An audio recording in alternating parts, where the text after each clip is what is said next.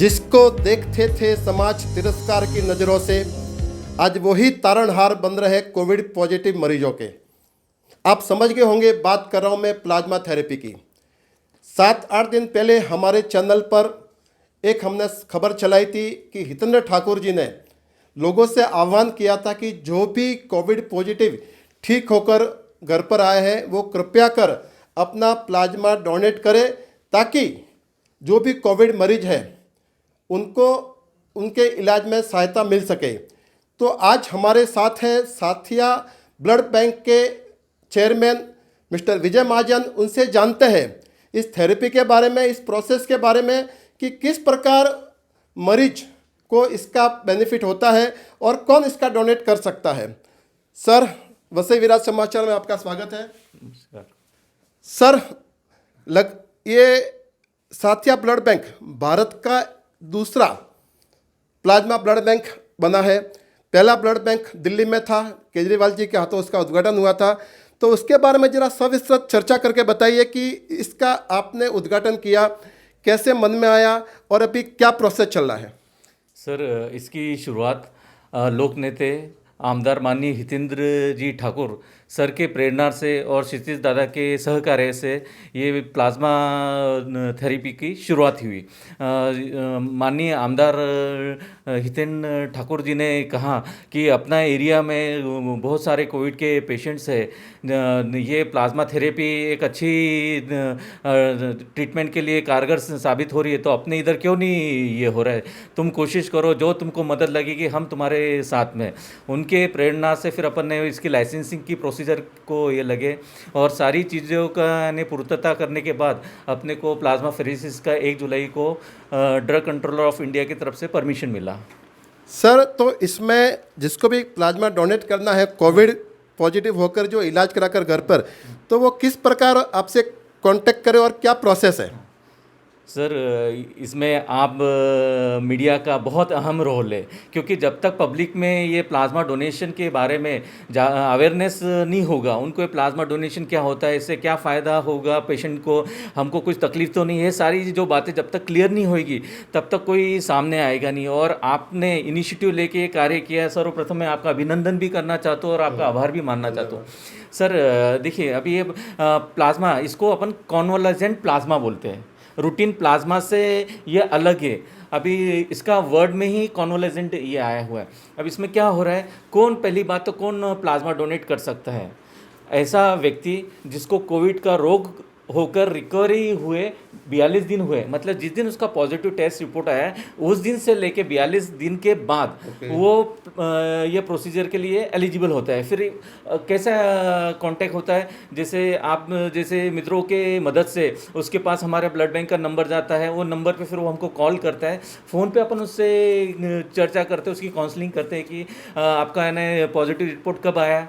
फिर उसके बाद उससे तरह तरह के प्रश्न पूछे जाते हैं जो होल ब्लड डोनेशन से संबंधित है, क्योंकि ये प्रोसीजर कैरी करने के लिए उसका एंटी कोविड एंटीबॉडी टेस्ट करना होता है, सीरम प्रोटीन टेस्ट करना होता है, सीबीसी करना होता है। उसके अलावा ब्लड के सारे test, HIV, hepatitis B, hepatitis C, malaria, VDRL, ATPL antibody, ये सारी प्रकार की टेस्ट करनी होती है। तो उसके पहले डोनर को सारी बातों की पूर्ण जानकारी दी जाती है कि सर पहले आपका होल ब्लड डोनेशन के लिए आप एलिजिबल हो क्या। वो एलिजिबल भी इसमें बहुत ज़रूरी है। यदि ये इसमें एलिजिबल हो रहे हैं, लेकिन होल ब्लड के एलिजिबिलिटी क्राइटेरिया में जैसे किसी को 1 साल में कुत्ता काटने का वैक्सीन लिया है तो रिजेक्ट ये हो जाता है, किसको अस्थमा या हार्ट रिलेटेड कोई डिजीज़ है तो वो रिजेक्ट हो जाता है, कोई डायबिटिक है लेकिन इंसुलिन पे है तो वो रिजेक्ट हो जाता है। तो ऐसे सारे क्राइटेरिया जब फुलफिल ही करता है, फिर डोनर को कहा जाता है कि आप ब्लड बैंक में आइए, आपका ब्लड सैंपल लिए जाएगा, या फिर उनकी इनकन्वीनियंसी होती है तो अपन अपना पर्सन उनकी प्लेस पे भेजते, यदि उनकी सहमति हो तो उनकी प्लेस पे भेजते। वहाँ पे जाके पहले उसकी वेन चेक की जाती है। सर, ये प्रोसीजर जो है इसमें वेन बहुत इंपॉर्टेंट कार्य करती है। जब तक उसकी प्रोमिनेंट वेन नहीं होगी तब तक ये प्रोसीजर कैरी करना ठीक नहीं होता है। फिर अपन ने क्या किया, उसका पहले ब्लड सैंपल लिया, वो sample anti covid anti SARS test के लिए लैब में भेजा, सीरम प्रोटीन CBC टेस्ट, फिर उसके बाद ब्लड बैंक में सभी टेस्टिंग की सारी report as per the criteria यदि आई तो फिर अपन डोनर को इन्फॉर्म करते हैं कि सर आपका सारे रिपोर्ट क्लियर है, आप डोनेशन कर सकते हैं। फिर उनकी सहूलियत के हिसाब से फिर अपन उनको इनवाइट ये करते हैं। कोई बोलता है कि मैं परसों करूँगा या मैं कल करूँगा या मैं संडे के दिन मेरे को जम पाएगा, तो उस हिसाब से अपन उनको इनवाइट करते हैं, उनको इंस्ट्रक्शन देते हैं कि प्लाज्मा डोनेशन करने के पहले जब भी आप आओगे 2 घंटा 3 घंटा पहले आपका खाना कंप्लीट या नाश्ता जो भी हो कंप्लीट हुआ होना चाहिए। उसके अंदर ज़्यादा ऑयली इनटेक नहीं होना चाहिए, जूस का प्रमाण या लिक्विड प्रमाण ज़्यादा होना चाहिए, जिससे कि प्रोसीजर ईजी हो। फिर ब्लड बैंक में आने के बाद वापस उनका ब्लड प्रेशर, टेम्परेचर, पल्स सब चेक किया जाता है, वो डोनर फॉर्म फिलअप किया जाता है, फिर उनको रिफ्रेशमेंट दिया जाता है। उसके बाद फिर अपना ये डोनर चेयर है, ये डोनर चेयर पे डोनर को लिटाया जाता है। 5 मिनट उनको वापस इधर रिलैक्स होने दिया जाता है। वापस उनका ब्लड प्रेशर अपन चेक करते हैं। ब्लड प्रेशर चेक होने के बाद सर ये फिर मशीन है, ये पूरा डिस्पोजल किट है। मतलब इन्हें यहाँ से शुरुआत होगा, वहाँ पे एंड होएगा, कहीं पे भी बीच में इधर उधर ये नहीं। मतलब कई लोगों की शंका ये रहती है अरे मशीन में इसका ब्लड जाएगा, फिर मशीन में उसका ब्लड जाएगा, कंटेमिनेशन, वैसा कुछ नहीं है। टोटली ये क्लोज सिस्टम है।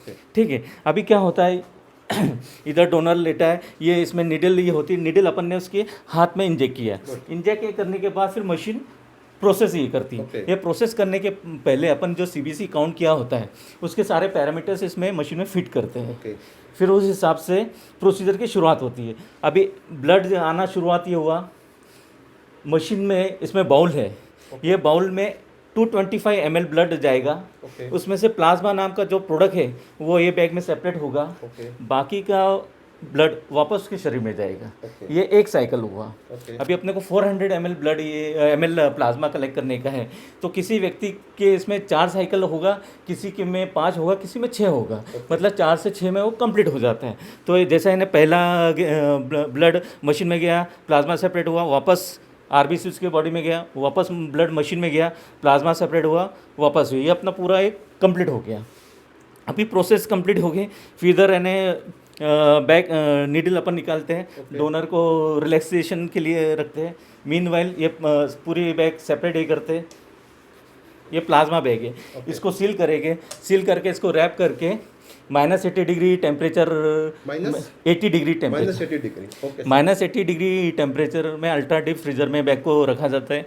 4 से 6 घंटे बाद जब फ्रोज़न हो जाता है वो, तो फिर उसको -30 + -10 डिग्री टेम्परेचर पे स्टोर किए जाता है। जब अपन इसको ये टेम्परेचर पे स्टोर करते हैं तो इसका लाइफ 1 साल हो जाता है।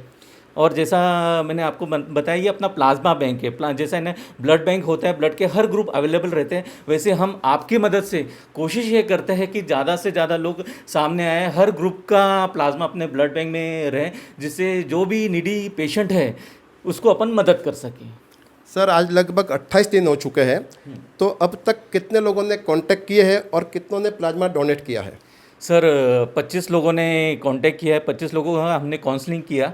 फिर 25 लोगों का काउंसलिंग करने के बाद 10 लोग प्रोसेस के लिए, प्लाज्मा डोनेशन के लिए तैयार हुए।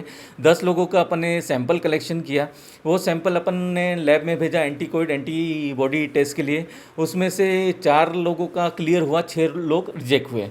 फिर ये 4 लोगों का सैंपल अपने ब्लड बैंक की जो रूटीन टेस्ट होती है, HIV वगैरह, ये सारी टेस्टिंग ये करने के बाद 3 वो डोनर रिजेक्ट हुए। एक ही अभी तक यानी 28 दिन में एक ही एलिजिबल डोनर ये हुआ जिसका ये प्रोसीजर कंप्लीट हुआ है। मतलब कहने का मतलब 25 लोगों ने कांटेक्ट किया और एकमात्र डोनर मिला। तो काफ़ी लंबा और लेंथी प्रोसेस होता है। तो आप हमारे चैनल के माध्यम से लोगों को क्या आह्वान करना चाहोगे?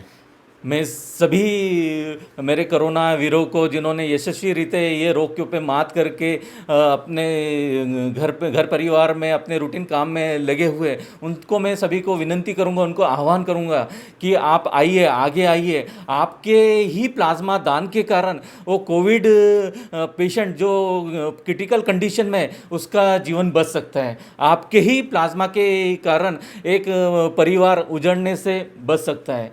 आपके ही प्लाज्मा के कारण समाज में एक अच्छा उदाहरण साबित हो सकता है कि एक समय था, हम आपकी भावनाओं से अवगत है कि एक समय था जब आपका खूब मानसिक खच्चीकरण हुआ था, लेकिन यदि आप सामने आए और लोगों में ये उदाहरण ये दिया तो ये खूब बड़ी बात होगी, ये मानवता के लिए आज के समय में बहुत बड़ा कार्य होगा।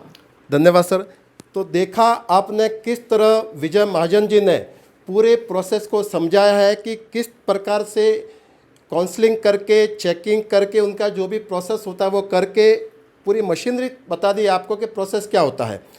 मैं मेरे वसई विराट समाचार मीडिया नेटवर्क के माध्यम से लोगों से आह्वान करूंगा कि ज़्यादा से ज़्यादा लोग अवेयरनेस रखें और अगर दे सकते हैं तो कृपया कर प्लाज्मा डोनेट करें ताकि अपन और भी कोविड मरीजों की जान बचा सके। धन्यवाद। हमारे चैनल से जुड़ने के लिए चैनल को सब्सक्राइब कीजिए, लाइक कीजिए एवं शेयर कीजिए।